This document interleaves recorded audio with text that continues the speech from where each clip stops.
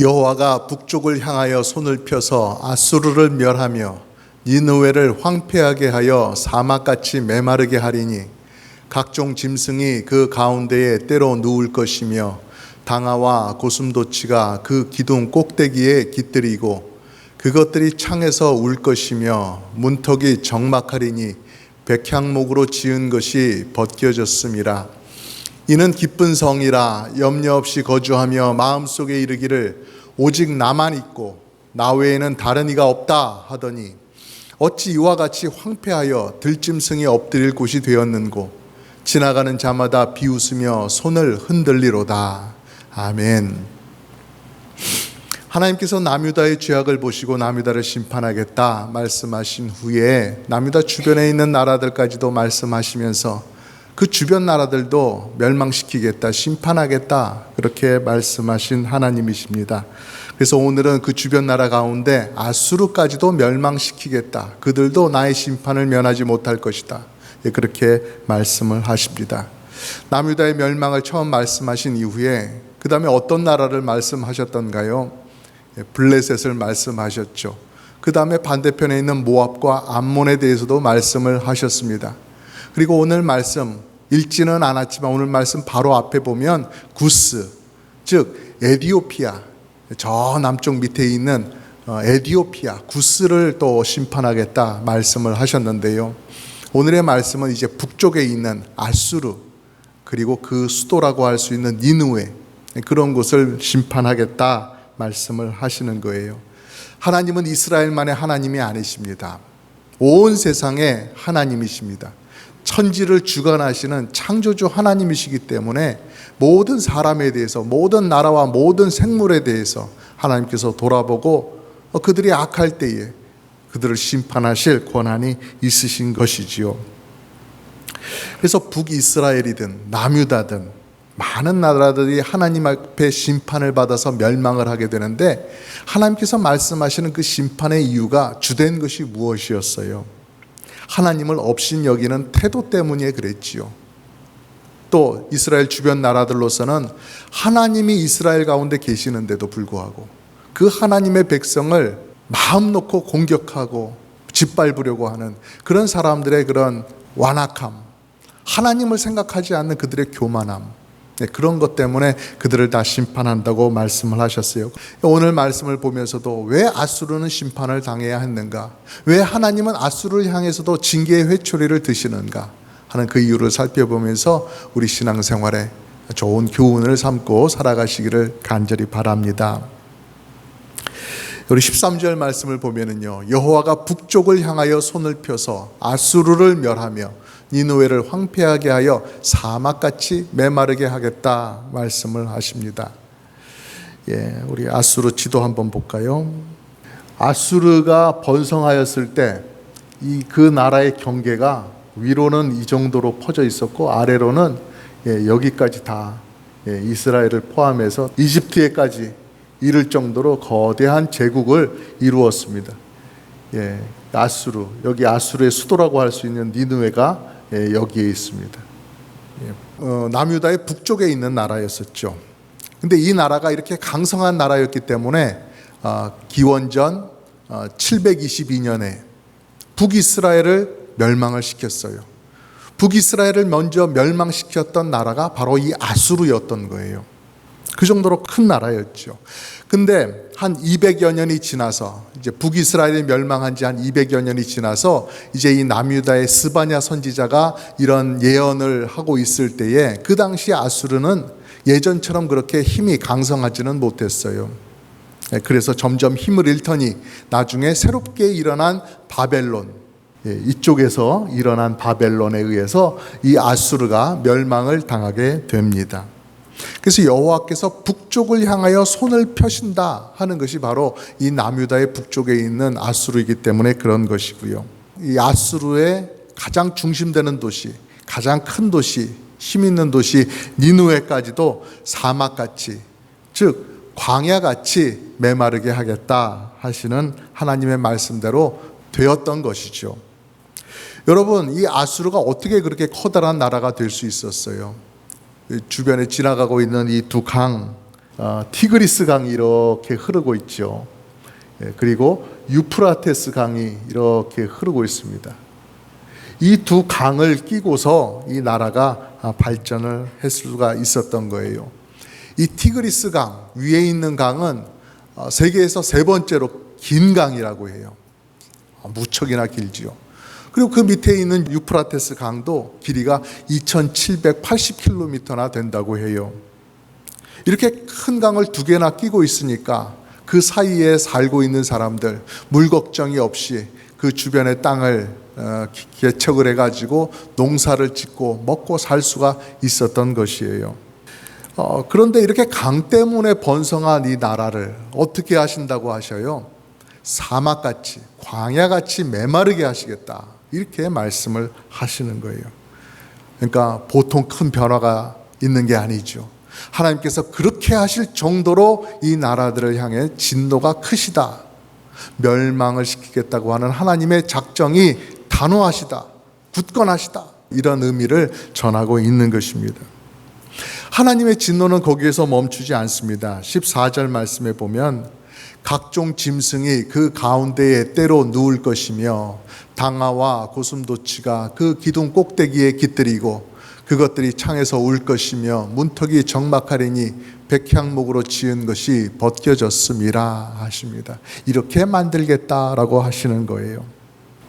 거기 사람들이 살아야 되는데 큰 궁궐이나 저택이나 아니면 그 길거리에 사람들이 많고 북적거리는 그런 도시였는데 또 계속 그렇게 될 줄 알았는데 그러지 않고 하나님의 심판을 받아서 멸망을 하더니 그 가운데 들짐승들이 가득하게 될 것이다.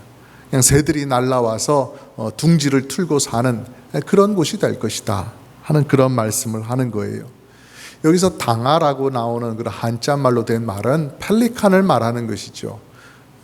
그리고 그 뒤에 고슴도치라고 나와 있는 것은요, 히브리어로 키포드라고 하는 단어인데요, 고슴도치를 뜻할 때도 있어요. 그러나 고슴도치뿐만이 아니라 해오라기를 뜻하는 경우도 있어요. 여기 한국어 성경에는 고슴도치로 번역을 했는데요, 그 뒤에 읽어보니까 기둥 꼭대기에 깃들인다, 창에서 울 것이다 하는 이런 말이 있는 것으로 보아서 해오라기, 새로 이해를 하는 것이 더 좋지 않겠는가 생각을 합니다. 아마도 한국어 성경은 그 뒤에 있는 것, 문턱이 적막하고 백향모로 지은 그 문턱이 벗겨졌다라는 그런 의미를 보면서 거기에 맞춰서 고슴도치라고 번역을 한 것 같아요. 그러니까 위에는 펠리칸이 날아들고 밑에는 고슴도치가 왔다 갔다 하는 그러한 모습을 그린 것이다 라고 이렇게 해석을 한 것 같은데요, 기둥 같은 데 깃들이고 또 창에서 울고 있는 펠리칸이나 해오라기를 생각해도 괜찮다가 이렇게 생각이 됩니다. 어쨌든 니느웨에 지어져 있는 그 큰 궁궐들, 호화로운 저택들, 그런 곳에 사람이 더 이상 살지 않게 되기 때문에 그곳에 이런 날짐승들, 새들이 들어와 살게 되는 것이죠. 건물의 높은 곳에 있는 창들, 그런데 새들이 자리를 잡고요. 또 가장 낮은 곳에 있는 문턱, 관리하는 사람이 없으니까 거기에 칠이 다 벗겨져서 볼품없게 되어 있는 그런 모습들을 그리고 있는 것입니다. 폐허가 된 마을을 그리고 있는 거예요. 묘사하고 있는 거예요. 근데 그런 마을을 묘사할 때 여기저기 사람들이 초췌해서 널브러져 있다, 의욕을 잃고 망연자실해서 쓰러져 있다 라고 얘기를 하는 것도 심각한 모습, 폐허가 된 마을 모습을 잘 알려주는 것이기도 하겠지만요, 오늘 말씀에서처럼 사람은 온데간데 없고 오히려 들짐승과 새들만이 왔다 갔다 하더라, 거기에 자리를 잡고 있더라 하는 이러한 표현이 더 황폐하게 되고 더 멸망한 도시를 알려주는 더 실감나게 하는 표현이라고 생각이 되는 것입니다. 여러분, 그러면 하나님께서 왜 이토록 철저하게 아수르, 또 아수르의 중심되는 니느웨를 멸망시키려고 하는 거예요? 15절 말씀에 보니까 왜 이렇게 아수르를 멸하려고 하는가? 이는 기쁜 성이라 염려 없이 거주하며 마음속에 이르기를 오직 나만 있고 나 외에는 다른 이가 없다 하더니 어찌 이와 같이 황폐하여 들짐승이 엎드릴 곳이 되었는고 지나가는 자마다 비웃으며 손을 흔들리로다. 니느웨의 특징, 기쁨이 가득하다라고 말씀을 합니다. 사람들이 마음이 좋고 기뻐하면서 싱글벙글 노래하며 살아가는 것, 그런 것을 말씀하시는 것은 아니고요. 승리의 기쁨, 우리가 어떤 나라랑 싸웠는데 이겼어 하는 그런 기쁨을 말하고 있는 것입니다. 나 외에는 다른 이가 없다. 어떤 대단한 자신감에 가득 차 있는 것 같습니다. 이게 근데 좋은 쪽으로 말씀하시는 것이 아니에요. 좋은 쪽으로 기쁨과 또 자신감이 가득하다, 자존감이 높다, 이런 말씀을 하는 것이 아니지요. 그런 것이 문제되는 방향으로 나아가고 있다라는 것을 말씀하는 거예요. 요즘 그 한국을 볼 때 K-팝이다, K-푸시다, K-뷰티다, 이런 말들이 참 많습니다. 한국의 음식, 옛날엔 그냥 불고기나 김치뿐이었는데요. 요즘엔 다른 음식들도 많이 소개가 되고 많은 분들이 그것을 좋아하시는 것 같아요. 또 한국의 화장품도 그렇고요. 또 한국의 음악, 더 많은 사랑과 관심을 받고 있는 것 같아요. 또 한국 여권에 대한 자화자찬도 많지요. 한국 여권 가지고 있으면 세계에 갈 수 있는 나라가 무척이나 많다. 무비자로 갈 수 있는 데가 무척이나 많다. 그 갈 수 있는 나라의 숫자가 세계에서 두 번째로 많다. 그런 이야기도 있습니다. 그런데 한국이 정말로 그렇게 기뻐하는 것처럼, 우리가 야 대단하다라고 말하는 것처럼 정말로 풍요롭고 근심 없이 잘 살 수 있기만 한 그런 나라인가요? 국제사회에서 그렇게 대접을 받고 인정받는 그러한 나라인가요? 아무런 위험도 없는 평안한 그런 나라인가요? 그렇지는 않은 것 같습니다. 지금도 지역 갈등이 있고요. 이념적으로 첨예한 갈등이 있는 그런 나라이지요. 또 북한이나 중국이 계속해서 노리고 있어요. 나라가 발전하기 참 힘든 그러한 여러 가지 여건들 가운데 있는 그러한 나라란 말입니다. 내 자신이 어떠한지, 우리 나라가 어떠한지 그런 것들을 우리가 잘 알아야 되지요. 그런 것들을 잘 알아야 내 자신을 지킬 수가 있는 거지요. 야, 우리 대단하다 말로만 그렇게 하다가 기쁘기만 하다가 어느 순간 어려움이 왔을 때는 덜컥 여지없이 무너지는 모습을 보일 수가 있는 거예요.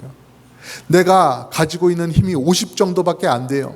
근데 내가 100 정도는 되는 것처럼 막 어깨에 힘을 주고 막 큰 소리 떵떵 치고 살다가 힘을 기르지 않고 내실을 다지지 않으면 어느 날 60, 70밖에 안 되는 나라가 밀려왔을 때에는 여지없이 밟히고 마는 것이지요. 아수르가 그랬습니다. 자신의 힘을 뽐내고 다른 나라를 짓밟고 그러한 것으로 만족을 삼으며 살아갔어요. 우리나라와 견줄 만한 다른 나라가 없다. 우리 도시와 상대할 만한 다른 도시가 없다. 그러니까 우리가 마음대로 가서 뺏어도 된다. 짓밟아도 된다. 그들이 어떻게 할 건데, 우리가 그렇게 한다 한들 어떻게 할 건데 하면서 교만한 모습을 보였다는 것이죠. 그들의 자부심, 그들의 기쁨, 그런 것들이 다른 나라를 짓밟는 파괴적인 모습, 폭력적인 모습으로 나타났던 거예요.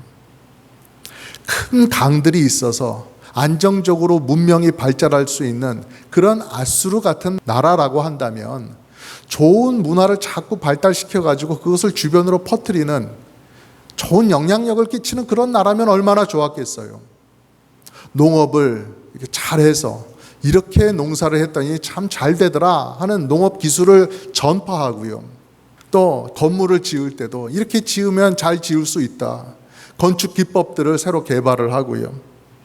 가장 깨끗한 도시 보아라. 이렇게도 만들고 세워갈 수 있다. 알려주고 법 같은 것도 잘 다듬어서 나라를, 이 큰 나라를 잘 지탱하기 위해서는 법을 이렇게 잘 만들어야 된다. 이런 것도 모범적으로 보여주고 그러면 얼마나 좋아요. 할 수 있는 것들이 참 많이 있다라는 거예요. 좋은 쪽으로 할 수 있는 것도 참 많은데 그러지를 않았다는 거예요.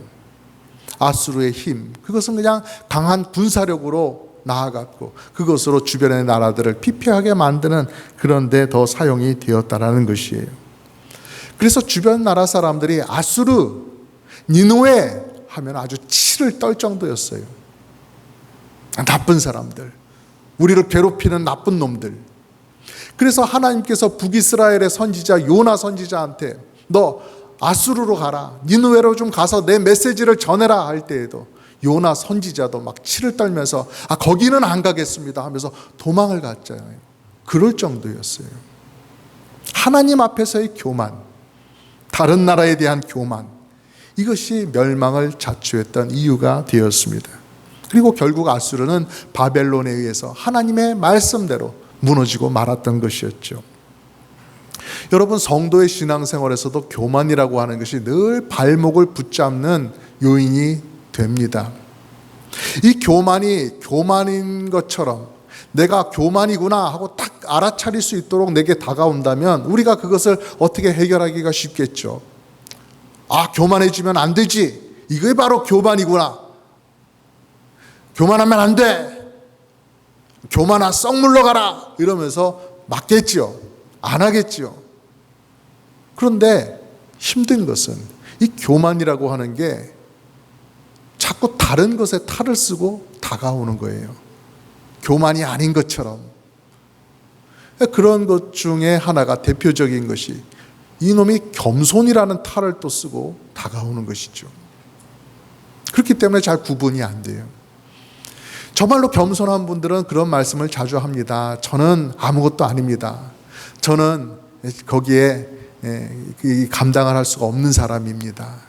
전 잘 모르겠습니다. 제가 실수가 많습니다. 인정을 하고요. 다른 사람에게 양보를 하고요. 다른 사람들을 높일 줄 압니다. 그런 말들을 많이 하시죠. 입버릇처럼 하시는 경우가 많습니다. 그런 것이 진실한 겸손의 모습일 때가 많은데요. 그러나 마음속에 교만이 있는 경우에도 같은 말을 할 수가 있어요. 전 아닙니다. 제가 한 게 아닙니다. 전 잘 모르겠습니다. 저에겐 과분합니다.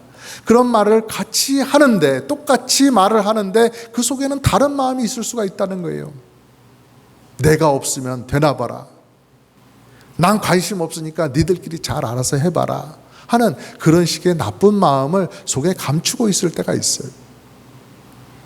그래서 신앙생활에 있어서 여러분, 중요한 것은 우리가 그런 교만함을 벗어버리고 하나님께 순종해 나가는 것입니다.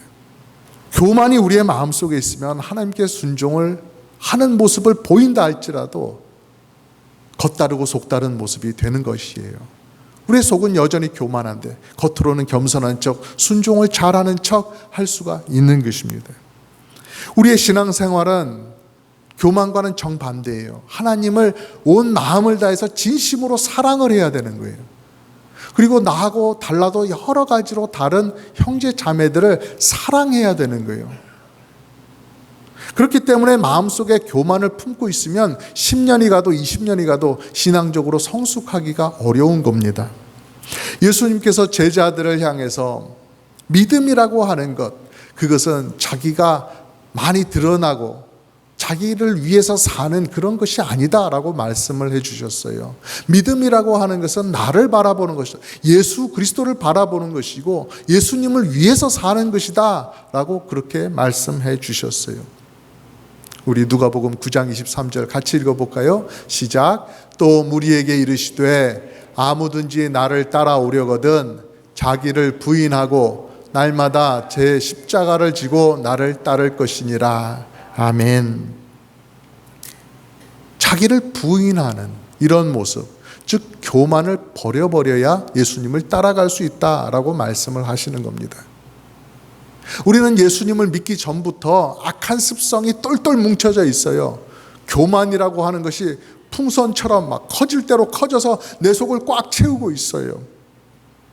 그 교만을 빨리 터뜨려서 없애버려야 우리가 예수님을 따라갈 수가 있는 거예요. 예수님께 온 마음을 다해서 진심으로 순종을 할 수가 있는 것이죠.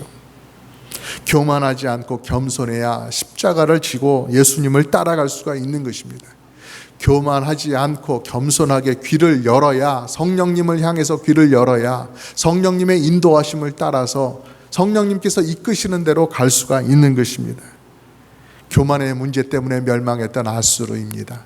그 아수르를 바라보면서 하나님께서 얼마나 교만을 미워하시는가, 그 사실을 우리가 깨달을 수 있기를 바랍니다. 여러분, 우리가 기도할 때요, 기도하는 이유, 하나님, 내 인생 내 마음대로 한번 살아보겠으니까요, 하나님이 저를 예쁘게 봐주시고 많은 복을 베풀어 주세요, 이렇게 기도하는 것 아니지 않습니까? 하나님, 제 인생 하나님께 맡깁니다, 순종하겠습니다, 그러니 저를 이끌어 주십시오, 말씀하시면 제가 듣겠습니다, 따르겠습니다 하면서 기도하는 것 아니겠어요? 이게 우리가 기도의 무릎을 꿇을 때마다 하나님 앞에 보여드려야 되는 바른 기도의 자세인 것이죠. 순종하는 이들을 기뻐하시는 하나님이십니다. 그리고 그들을 풍성한 복으로 채워주십니다.